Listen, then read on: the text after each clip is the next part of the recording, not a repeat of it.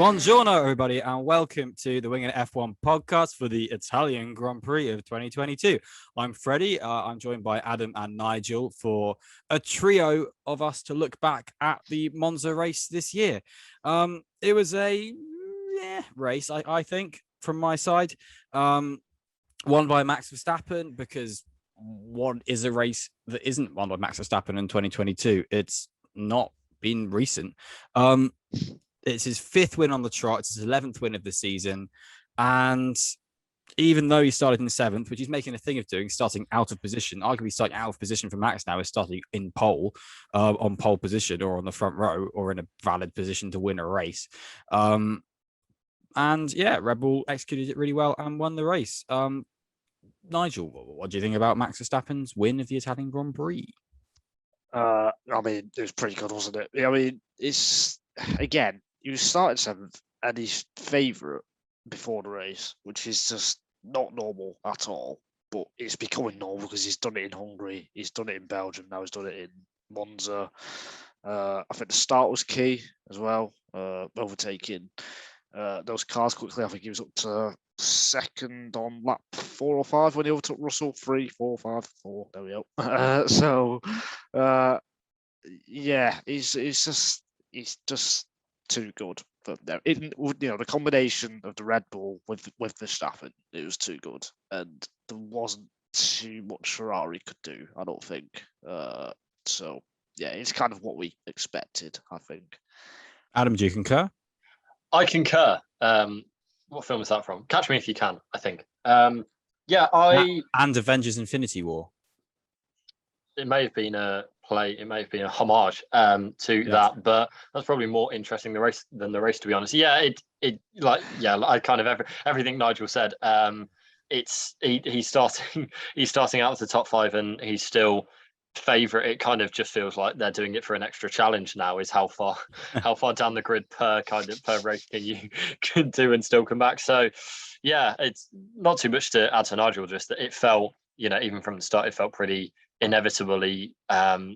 It's the fact that he not only keeps it clean through the opening lap, but he made his way into the podium places at the same time. It wasn't a cautious, stay in seventh but keep the wing clean. It was still cutting half the deficit to the top and also, getting through without any trouble. So yeah, pretty as I say, just a bit inevitable win for Max Verstappen, but still good performance from him and Red Bull. And I've never felt that with any driver before the race. It's starting so far back. I know it was only seventh this time, but to be fair, I've never ever felt that. Not even Hamilton, Yeah, I think it was always a kind of a bigger blockade from a teammate from Hamilton in that regard. And you think, say, a Rosberg or even Bottas, if Hamilton was starting far back, Bottas could still control a race at the front, whereas aided by, granted, quite a few cars being out of position, the only realistic challenge cars for Verstappen being ahead of him being Leclerc and Russell.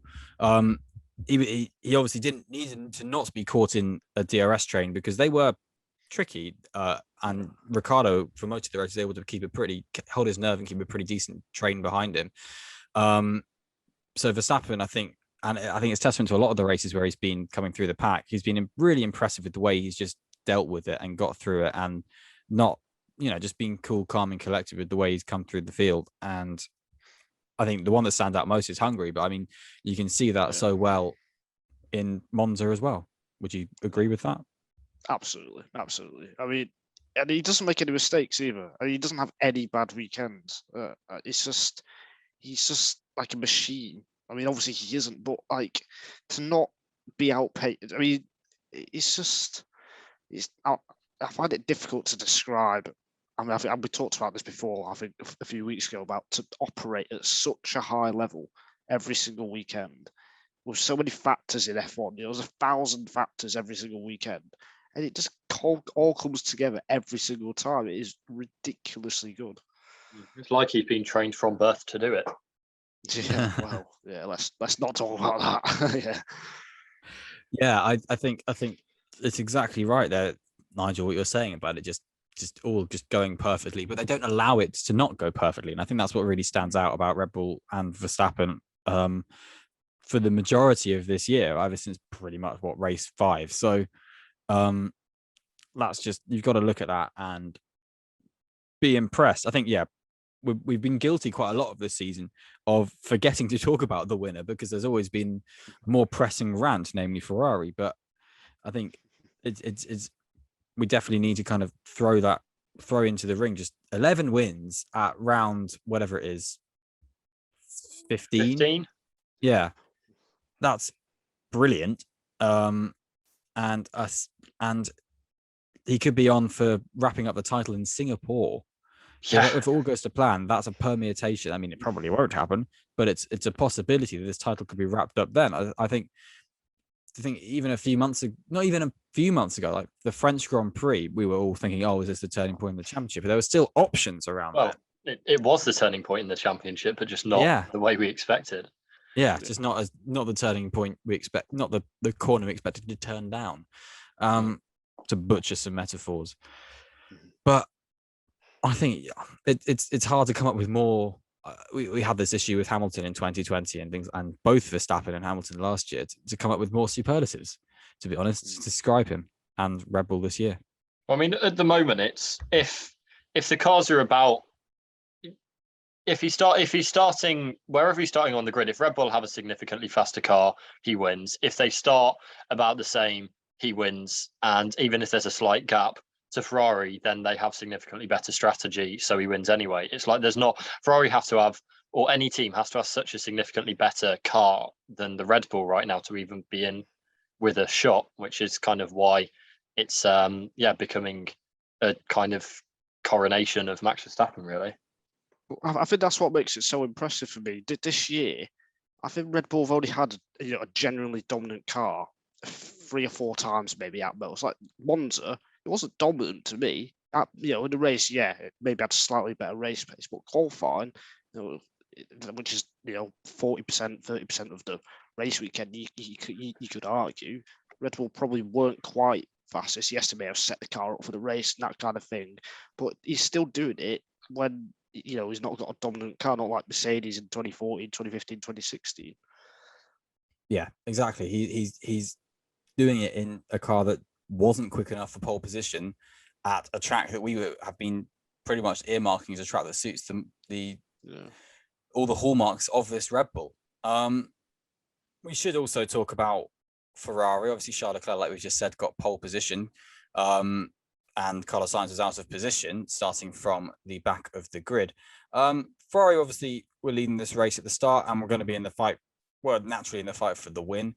In just the early stages, pitted under a virtual safety car, put themselves onto a 2-stop strategy. Do you think if there were any circumstances where they could have won this race, do you think they should have done anything differently, or do you think it was kind of, to be honest, considering the pressure of having the Italian presence and all of that in the garage and the Tifosi and that to be honest, it was arguably one of Ferrari's kind of more kind of acceptable weekends? At the time, when the virtual safety car came out, I would have put the hards on. That was my initial thought. They didn't, which I thought was a mistake. But then, looking back now, the medium and hard, there wasn't much difference between them anyway. I think the best thing what they could have done was to stay out, and then Red Bull would have been on. Maybe Verstappen would have pitted, maybe he wouldn't have. I think that was possibly the mistake, but it's not even that big of a mistake, really. So I think they could have definitely have made it a lot tougher if they stayed out and did a 1-stop. By doing the 2-stop, forget it. I don't even know why they considered doing it, because there was too much. There wasn't enough tyre deg, and they didn't have. That's the thing. The Ferrari naturally has more tyre deg anyway. So even if they were staying out and trying to match, say the strategy that Red Bull ended up doing with Verstappen, they probably would have been caught and passed. If you're trying to do something different, the virtual safety car ended at just the wrong time. And had Verstappen pitted and they hadn't, then that would have been even worse for Verstappen, only by a couple of seconds, but it would have been worse. But they could have made it a lot harder, though. They could have made it harder, definitely. But I think it is the kind of thing that they couldn't have seen at the time. And I think they were worried about the deg. And to be honest, I do think there's an element of they're a bit scared of Red Bull and Verstappen. Like they feel like they need to push for something rather than sort of holding on to the track position at a track that is, contrary to popular belief, really not easy to overtake at. And I think the Ferrari straight line speed would have been a real struggle, looking at the way Carlos Sainz is actually, to be fair, having said what I just said, able to work his way really nicely through some DRS trains. That Ferrari was probably very difficult to overtake even for the Red Bull Sunday. So it's a really tricky one. I just, like you say, I find it difficult to kind of think of them coming up with that in the moment of the virtual safety car. Adam, what do you think? Yeah, I don't know. I think if they stay out, Verstappen pits and then he wins anyway. So I don't think it really affected the result. And then once they did pit, then they couldn't make the one stop. So yeah, I don't think it really. Yeah, like you say, in hindsight, I think it would have made it more difficult for them. But I think with kind of what Freddie's alluding to, that Ferrari are just getting so roundly beaten by Red Bull that they feel they need to go outside the box. They feel like they need to try something different just to be able to get that edge, is what it feels like. So yeah, I'm not out of kind of all of Ferrari's strategy gaffes this season. That it's kind of, it doesn't even test the water for me, really. I think the race could have been a bit like 2018 when you had Hamilton hunting down Raikkonen. It could have been like that, where Hamilton eventually got past with a good move. I think you could have had something similar to that with Leclerc and Verstappen, and it would have probably been a really nice, really tense race to watch, to be honest. But just the way it played out didn't make that happen. When that's sometimes just the way it happens based on the way it goes. Because that was a really exciting race, that 2018 race, like one of the best Monza races over the last decade. So we would have been treated to something really good, and I think, go back to the strategy talk, the only way they could have maybe won is if Verstappen and Leclerc both stayed out for the virtual safety car, and then in the pit stop phase, Leclerc doesn't get overcut or undercut, and then he has trap position, and then the safety car comes out with 5 laps to go, and just so he doesn't have to, if he can fend him off till lap 48, then so that is the only way it could have happened if they both didn't pit under the virtual safety car, I think. It's a good point. The undercut threat, though, would have been mighty from Red Bull. And probably would have been utilised, let's be honest. Because that's just the way it would be with Red Bull. They're pretty mighty at undercuts. So, yeah, I think we're kind of all agreed that Ferrari were in the frame, but it wasn't a frame they threw away and burnt and left in a skip. It was a frame that was quite small anyway. Yeah, pretty much. Metaphors with winging at F1.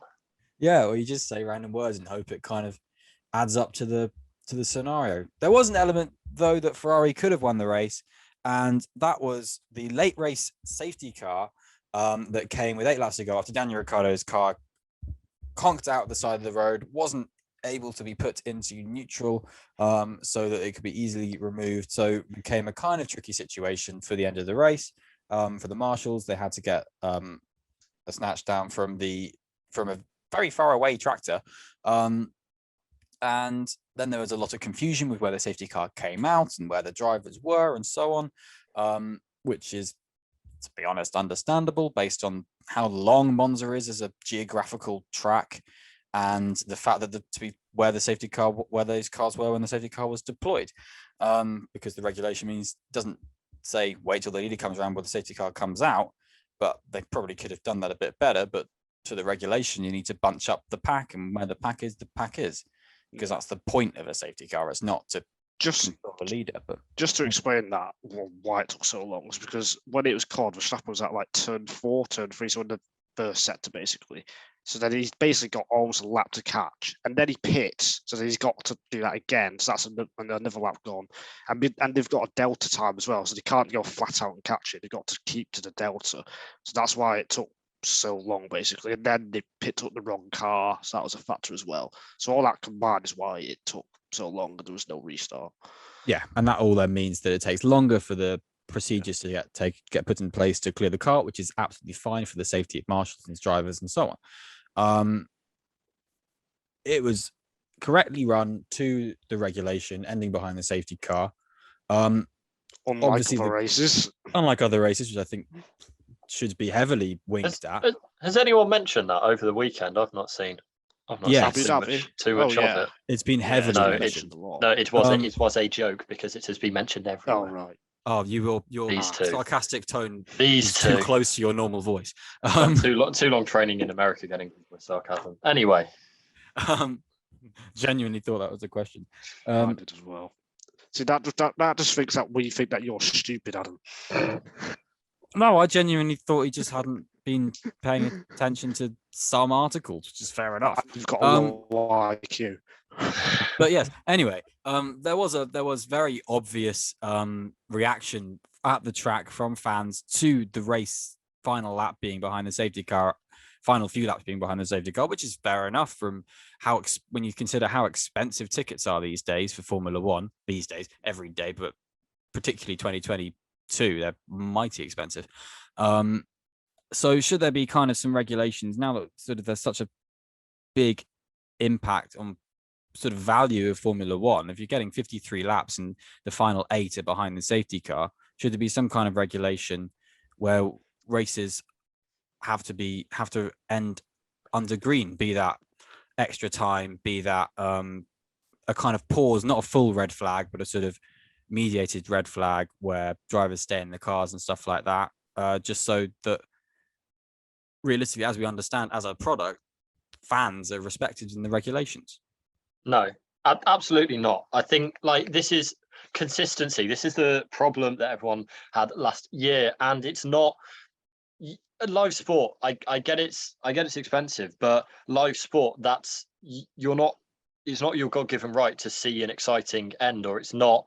That is part of the thing, is that you go to a sporting event and anything can happen. That's why we like it if you don't go and watch WWE. So I just don't think that you can treat the exact same incident different if it happens on lap 23 compared to if it happens on lap 43 or whatever. I think people are moaning about it, just aren't, I guess, seeing the irony that last year when they followed the rules to the letter, then it was huge complaints, and now it's the rules weren't followed to the letter. Crucially, they were thrown on the fly and so on. Yeah, no, I got my last year, and that's arguably like arguing with it running on the fly. Obviously, isn't right. Which is why I'm saying if there's something entrenched in regulation. No, I got my speech mixed up. But yeah, last year when they weren't followed to the letter, then it's we can't have this. And then this year when they are followed to the letter, then it's that's stupid. There was no entertainment at the end of it. Like it's a sport, and it's a you have to put the sporting integrity of it highest. I think that should be F1's priority. And yes, we want it to be entertaining, but not gimmicky and not synthetic. So right, why when me and you argued about sprint races, all you said for 25 minutes was, well, "Do you not want racing? Do you want to see racing? Do you not want to see racing for this?" Well, because it's in the race. It's not sprint races is a different thing where you set it up beforehand. It's not treating the same incident differently over depending when it happens. I don't think they're that comparable. But okay, well, that's fair. I mean, to be fair, I kind of agree with Adam. I mean, I wrote a piece in January for Total Motorsport saying F1 should implement a NASCAR green, white, checkered kind of system. So if there's a safety car in the final 5 laps,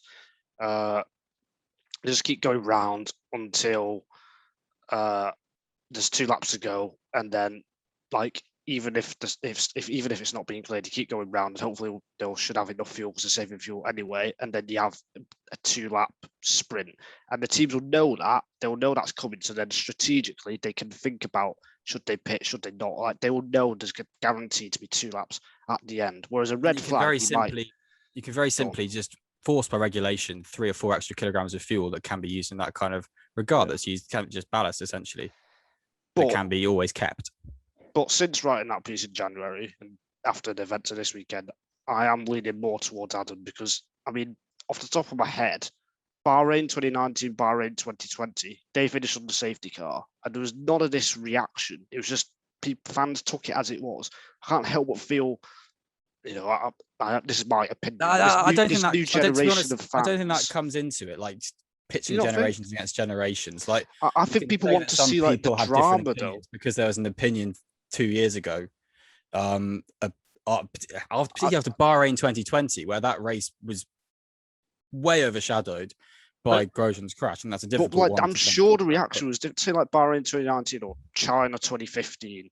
there was none of this kind of reaction to it yet. On Sunday after the race, it wasn't as bad as Abu Dhabi, of course, but it was pretty heated. Right. So I think a going lot of to- that is results driven. It's not if Leclerc won under the safety car, there is not half as much. I would be willing to bet there is not half as much backlash.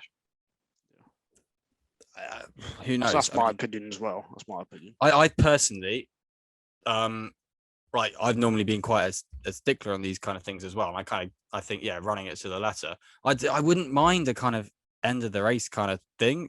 I think when it's worked quite nicely in some things, I think where you have some kind of, say, even if it is just, it has to be a 15-minute pause. I think that can be done very easily.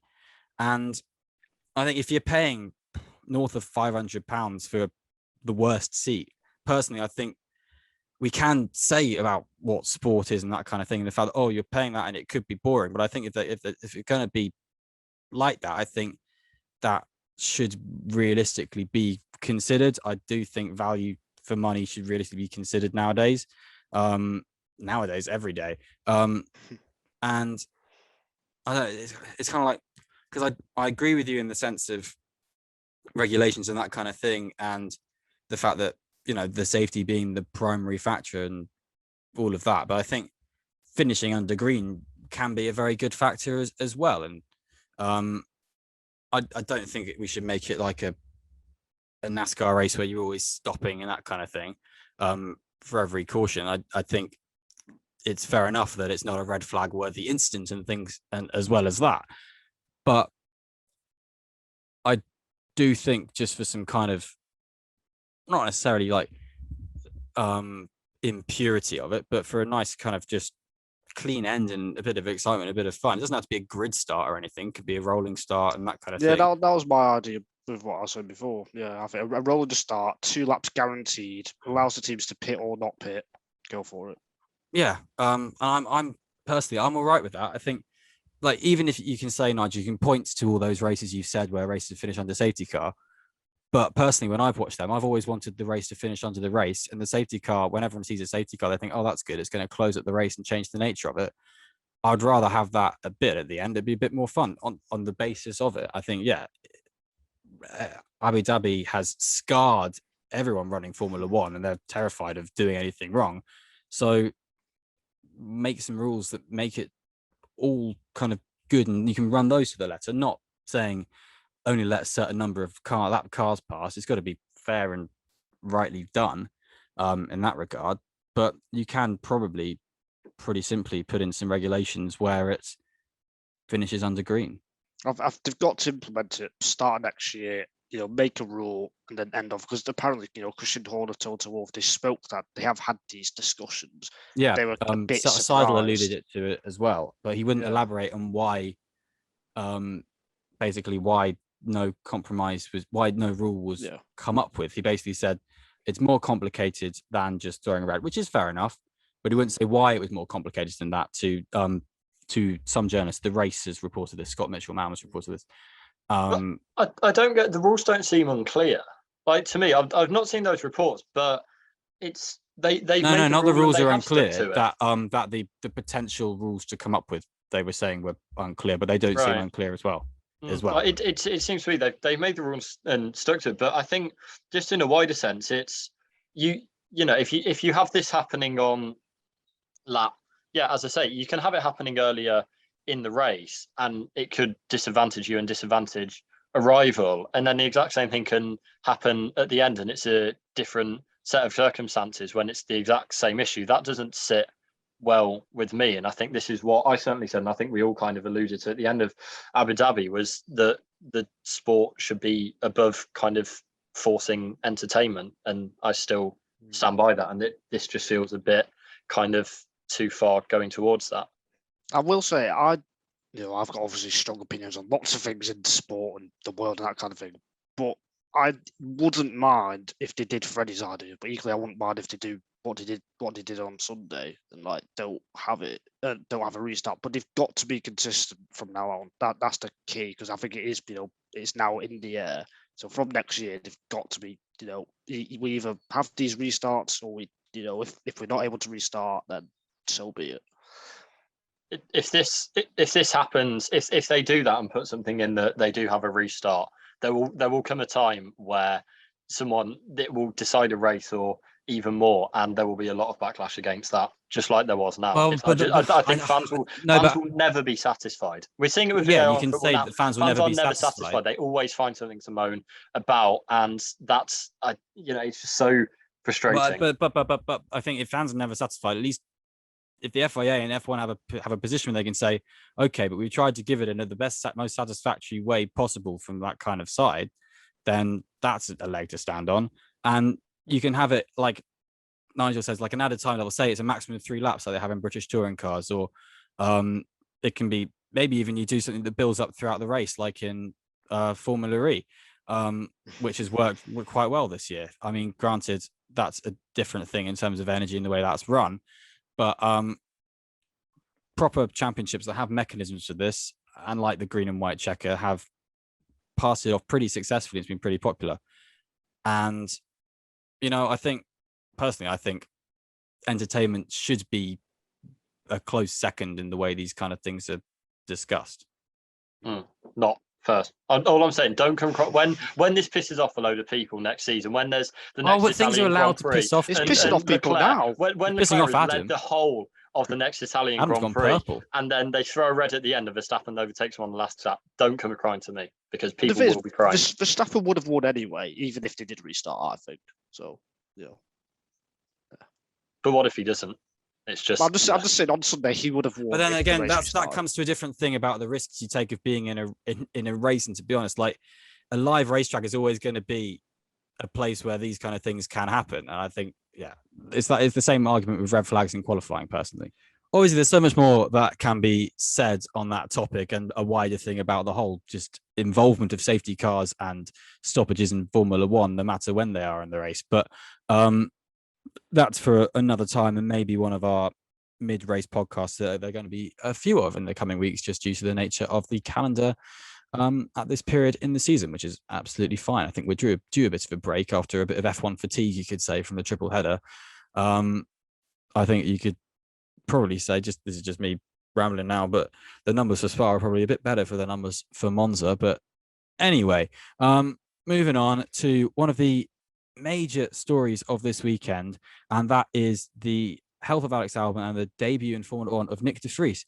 Of course, Alex Albon came ill over Friday night and Saturday morning, and it turns out we learned on Monday that he was actually really ill, had to undergo an operation, and then had some really serious complications such as respiratory failure to that operation on Saturday, and was kept on a ventilator. But thankfully he's recovering well, and we send our best wishes out to Alex, because that sounds like a really painful and excruciating ordeal for what should have been quite a routine operation treated for appendicitis and so on, that went very difficult for him. And just obviously, as a podcast, we send huge best wishes to Alex and to his family and to the Williams team. Obviously, with all of that coming to the table on Saturday morning, it meant that Williams were in need of a reserve driver for the race, and they had the opportunity to put in Merck and Merck subsidiaries reserve driver Nyck de Vries, the 2019 Formula 2 champion and 2021 Formula E world champion, and Merck works driver. Nyck de Vries did a brilliant job, to be honest. He's been floating around conversations of an F1 seat, admittedly, as a little bit of a left field choice from the way the F1 bubble kind of likes to operate. But he took this opportunity and ran with it. He qualified ahead of his teammate, obviously, as is just mad, but we've all seen that he's done it, and finished in the points in the race. So, guys, what do you make of Nyck de Vries? Adam? Oh, there we go. I thought it was a really, really good weekend all round from him. I think we expected the Williams to be good, and it was. I think it's obviously best wishes for Albon, because it's just a really unexpected but quite serious thing, and hopefully he can recover from it as soon as possible. But I think outside of that, it's a shame that he didn't get to race this weekend, because I think he would have been, in with a chance to put kind of his best finish of the season on the board. So, but that said, Nyck de Vries came in and he pretty easily outperformed Nicholas Latifi. And I think when we were talking about our various silly season episodes, then it's kind of felt like with de Vries there just hasn't been the momentum behind him. It's 3 years since coming up to 3 years since he won in F2, and it's not, being in FE is a bit distant from the paddock, so it's felt like there's that lack of momentum. But with this really changes that. And I think you can now go to any team, and particularly Williams, and you can say, look what I did. This is a step straight into the car after being a different car on Friday, first driver to compete for 2 teams in a weekend since 1978, and just show that he can perform and get a point scoring finish. So I don't really see how it could have gone much better for de Vries. Absolutely outstanding effort. I think particularly in qualifying in Q1, he had his fastest lap deleted on his final run, but his second lap was still faster than Latifi and good enough to get into Q2. So he did 2 laps faster than Latifi and to get into Q2. I mean, that's embarrassing for Latifi, but for de Vries, it is just a really good job. And even though he didn't get into Q3, he had a moment at the end of Q2 when he locked his rear brakes. I still like that. He kind of went for it, He didn't hold back. He went for it, showed a bit of aggression. And then in the race, he had a measured drive. So he's shown that he can attack in qualifying when he needs to be. That's what we see with Leclerc. Leclerc's that was fantastic on Saturday. And then in the race, he managed his tyres really well over a Grand Prix distance, live race for the first time. And he handled it pretty much as well as he could have in that car, in that situation. So, just a brilliant weekend. It was a bit like Stoffel Van Dorn when he made his F1 debut when he replaced Alonso in 2016. Yep, 16. Bahrain. So it reminded me of that. And also it just shows, Formula E driver, it shows, it's very good for Formula E as well. It shows how good all those drivers are, doesn't it, Adam? No. Go for it, Freddie. It is a testament to Formula E and to just drivers in general in other racing series, because they can generally be kind of disregarded when it comes to the Formula One kind of picture, and that's a bigger topic for not now. I think crucially, what I just want to say about the fact that Nyck de Vries looked like a veteran of 50, 100 Grand Prix, he didn't look like a rookie. He did not look like a rookie. The closest thing to a rookie era was just the fact that he didn't quite understand the steering wheel when he was going into his final Q2 run. And to be honest, he'd been learning the Aston Martin steering wheel for that weekend. He's got to be up to date on the Mercedes steering wheel. And no wonder the Williams steering wheel is probably going to be at the back of his mind, considering he drove that for one practice session and pretty much no simulated time in Barcelona way back this year. So the sheer just ability to get on top of that so quickly with such sort of half of FP3, not even, because they need to make that car for him, running on, like you say, on such sort of weird tires that these Pirellis are, Nigel. And then on top of that, just not having race start experience, not having pit stop experience, not having high fuel experience. And the fact, I think there's nothing can prepare a driver for how difficult it is to drive a Formula One car with all the aero flicks and tricks you have on an aero F1 car in the dirty air at a race start in Formula One. It's way worse than anything else. And the lack of grip an F1 car has at the start, I think, is underappreciated by probably everyone going into their first F1 race and by everyone watching it and so on. So the fact that he's from my first F1 race. Yeah, and mine. But I think the way that was so well managed, and like Nigel said, the way he managed that race is, I mean, it's incredible. Like, when was the last time I think only 2 drivers have scored points for Williams on debut, I'm pretty sure. I think it's Jacques Villeneuve and Nico Rosberg. I think I've read that fact somewhere. And they went on to do pretty well. And to be very outspoken. And we know Nyck de Vries is already quite a vocal boy. So who knows where he's going to end up, if he, or really when he does get a seat for Formula One in 2023. Yeah, the fact that he's already higher than Latifi and already more impressive than Latifi just says everything you need to know. But I think, and we should also say that Latifi earned his 3rd season in F1 and that kind of thing, because 2021, particularly second half of the season, was a very accomplished season. And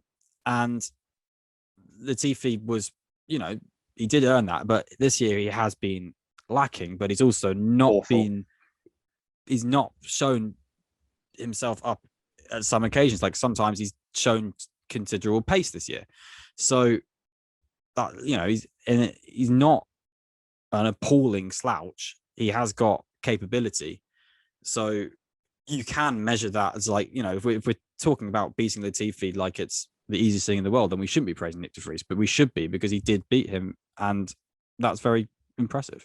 Yeah, I think any time someone jumps in with one practice session and beats their teammate who's been driving for a team for 2.5 years, that is impressive, no matter who that driver is in F1 history.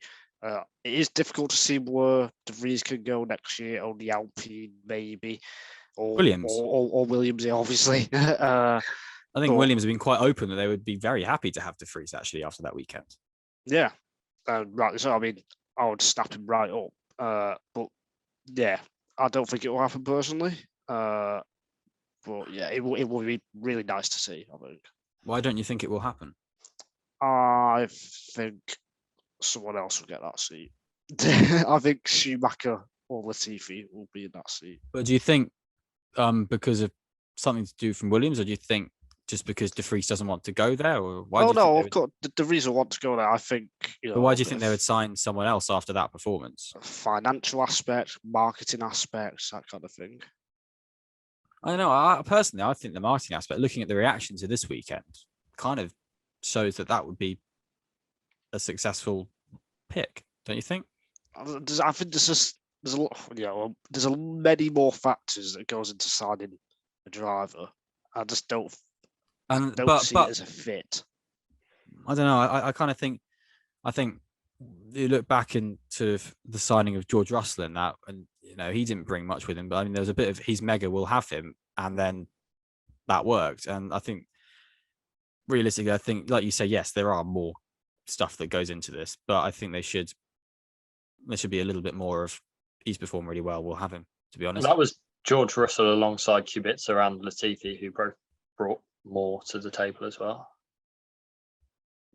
Yeah. I mean, I'm just trying to think of people who've done one-off appearances, like Van Dorn, for example, who went on to drive, but I can't really think of any. So, can you think of any? There's people who've had things extended, like I want to say Alex Wirtz did pretty well at Benetton after doing some stand-in drives in 1997. Yeah. There will be more. We're just being thick. I just can't think of any examples. But I don't know. I've just got a feeling it won't happen, unfortunately. I don't know. I think I'm the most confident that it will happen that I have been about Nyck de Vries getting a Formula One seat. And I think it's. Oh yeah. I think because I don't think he could have done more of an audition. I think there will be, actually, to be honest, I think there's more likely to be a tug of war between Alpine and Williams, because Alpine are the ones who are having the question marks, and they've categorically ruled out a few drivers, and the FIA seem to have ruled out Herta for AlphaTauri, so Gasly's going to stay there. So I'm pretty sure there's going to be a little bit of a fight there. I can see him going to Alpine, to be honest. Okay. What do you think, Adam, quickly? I can see him going to Alpine, because I think that'd be quite a decent statement pick for them. It's taking another F2 champion. It's still putting, I mean, he's 27, so he's not the youngest, but it's putting a rookie in the car. So I can see either. Williams, I'm kind of with you, Nigel. I don't know. I feel like there's maybe more at play that might see him not get the seat, but I think I'd say I'm probably 50-50 with him getting a seat next season, whereas before this I was probably about 10% chance of him getting a seat. So he's gone up quite a lot. So that's my thoughts. I just think personally, I think the way he's shown himself and run and worked himself and proved his speed, a good weekend. What should have been a good weekend for Williams, and was in the end. But I think that's very good. And if it'd be interesting to see, obviously we don't wish a poor recovery for Alex Albon, but if the necessity was required for Nyck de Vries to be in the car in Singapore, and that we don't know anything about Alex Albon's health apart from what we've been told, but it'd be interesting to see from an experimental point of view how he would do there. But fingers crossed, to be honest, we don't get that experiment. I mean, also for De Vries, it might be one that, you show him what you can do. Feels like anything now can kind of harm it. If I was De Vries, I'd be, good point. Showed what I can do and leave it there, really. But especially Singapore is yes, that's a lot tougher than Monza. There's no room for error there. So if you crash in qualifying and crash in the race like Giovinazzi did in China 2017, then it's not going to look very so good. Well in Australia, great exactly. Point. So we don't, De Vries wouldn't want that situation. So that is a very, very good point. Just running down the order in the midfield a bit more. Obviously, Daniel Ricciardo broke down, but he was doing quite well before that. He was set for points, but to be honest, do you think he was doing well? I think, to be honest, he was still being outclassed by Norris, and he was moved aside for Norris. And right, he was doing better than he has been for the rest of the season. Then I think that's just he was. To be fair, and I think his performance for where Daniel Ricciardo was capitalizing on the fact that other drivers had penalties, but it helped, and he was holding his nerve very well at the front of the DRS train. So he would have got some points, which is a shame that he didn't. First points for AlphaTauri and Alfa Romeo in a long time, though. Yeah, with Pierre Gasly and Zhou Guanyu, both I think performing very well this weekend. Yeah, absolutely, much needed for both teams. Made the one stop work perfectly. I think he just executed the best race that he could, took advantage of those grid penalties as well. So hopefully they can get more points later in the season, but they kind of have used this opportunity and taken it, I guess. Anything to say on that, Adam? No, echo what Nigel said. Yeah, and I think, to be honest, it probably makes it a bit closer for ink on a deal for Zhou Guanyu for 2023, I'd say, because he was very, he's been kind of just a decent operator again. I think actually going back to Ferrari, we should mention Carlos Sainz coming through the field very, very, very well, and Lewis Hamilton coming through the field very, very well from where they were. Carlos Sainz was just picking off cars like they were just a different class, and I think Hamilton did pretty well too for a car which we think has a straight line deficit and could well be the worst engine in the field. Yeah, absolutely. I think Hamilton, it was always going to be tricky for him to come through with what he did. So getting fifth was great, and then Sainz, pretty much what I expected. Really, I don't know. It's tricky to rate how well Sainz did because I think the pace of Ferrari was very good. So, but ultimately you still do have to execute, make the overtakes, which he was doing pretty much every lap or two. So that is quite, good. But also he did have a fresher engine, so it was kind of, it wasn't bad, but it wasn't amazing either, I think. It's a kind of interesting comparison, and not like for like comparison, but just putting it up against Verstappen's races in Spa and here, where Verstappen was in the top three very quickly. Sainz was more methodical, picking off, which obviously doesn't have the best end result, but I think it was still a good drive. He didn't kind of Bottas himself into 12th, and he came from further back, to be fair. Yeah. But actually, to be fair, you could compare it to Bottas's drive in Monza last year. Yeah. Which arguably was the same drive, without a closing of the pack at the middle of the race like Bottas had last year. And we should also mention 2 champions were crowned this weekend. In Formula 2, Felipe Drugovich became the champion of Formula 2. And in more kind of bumpy circumstances, let's say, Victor Martin became the champion of Formula 3 by a few points from Zane Maloney in second and Ollie Behrman in third. In what was the final race of that championship. Adam, give me some thoughts on Drugovich and Martin and all the people around them, if you want. All of the people around them. All of the people around them. Yeah, we don't quite have time for that. But yeah, I mean, Drugovich is just, it's been kind of a breakout year, but you felt it was coming. It's kind of a weird one where it shouldn't be surprising, but it still kind of is when you look at the more heralded names and backing that are the parts of the grid. So he's got a Aston Martin development drive for next year with with I think Jess Hawkins is in that. I can't remember who else is in that basically kind of program. the first sort of proper Aston Martin development program, isn't it? Yeah, so it's kind of I don't know. It's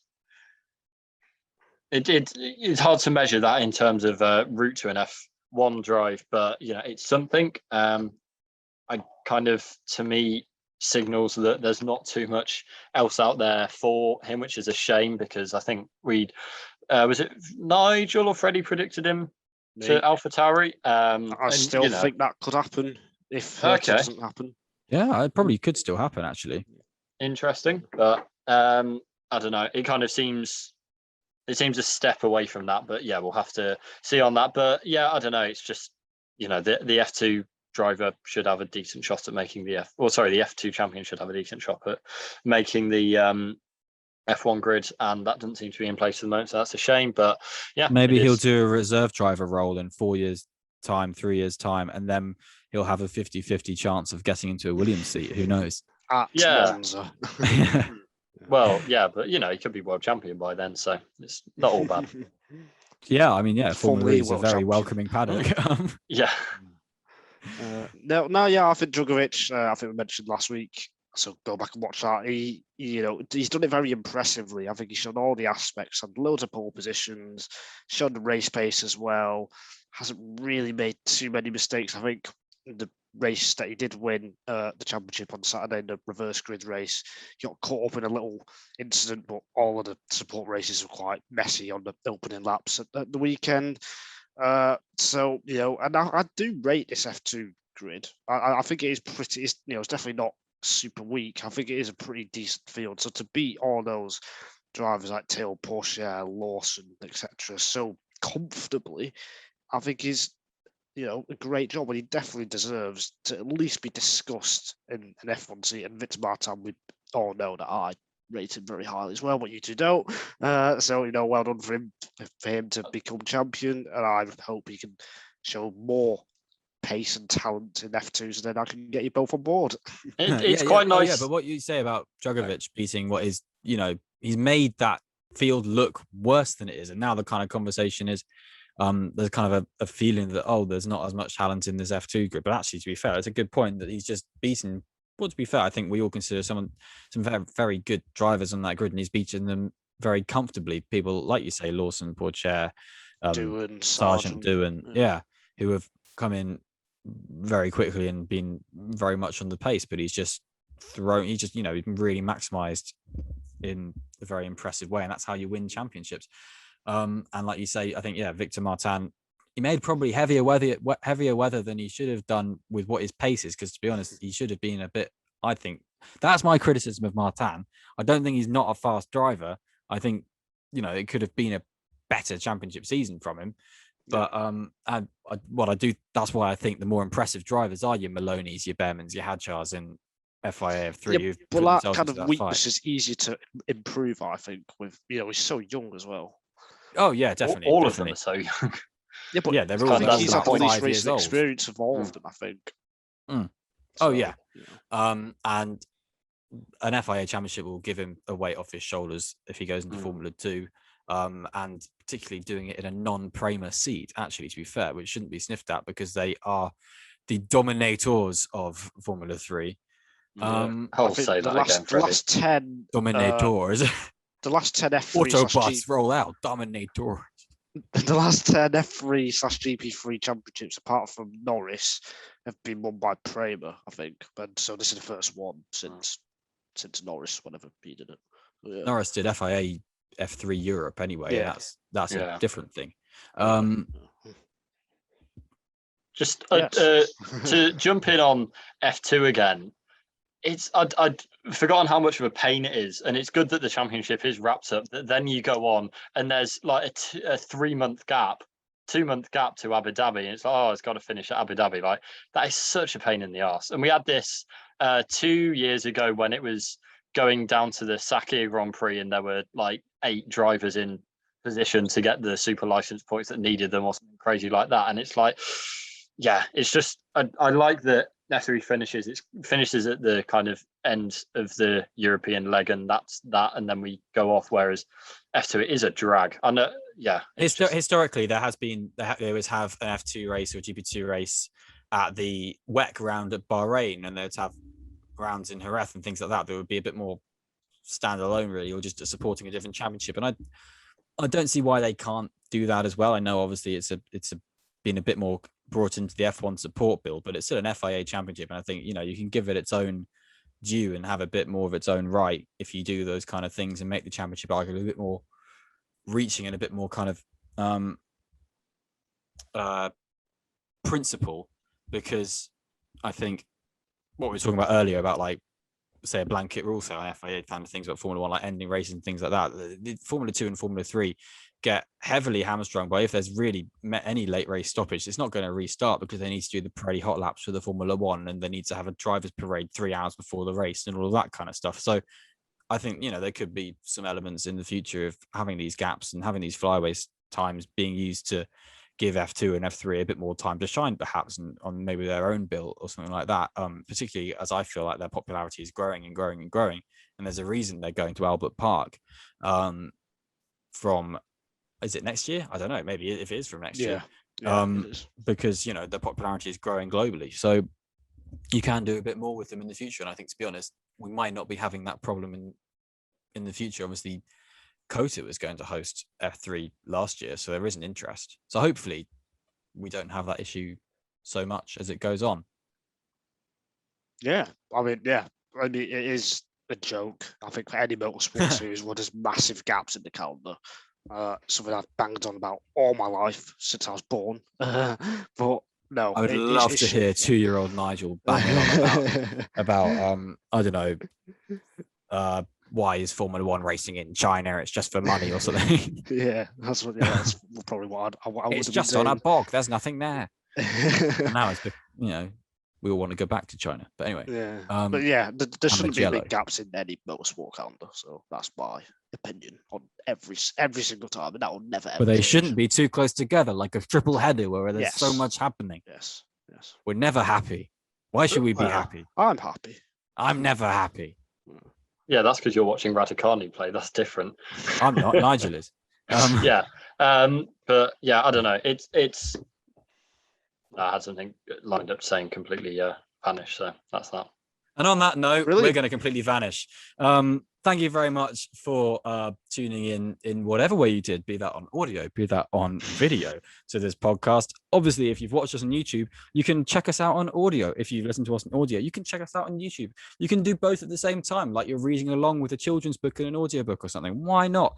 And you can follow us on Twitter, and you can read those and scroll through our tweets and laugh at our jokes and admire our intellect as you listen to this podcast and the back catalogue, because why else would you do anything else? Just play the podcast on loop, leave reviews, say how much you love us, say how much you hate us, but say that into your pillow and not to us, and we will be happy bunnies. Have a great time. We'll see you in the gap before Singapore, and we'll see you around Singapore. But we're not going to Singapore, so not around Singapore geographically, around Singapore in a figurative sense. But in a not figurative sense, thank you and goodbye. You done now? No, I'm not. We can do more. Outros. Outros. Thank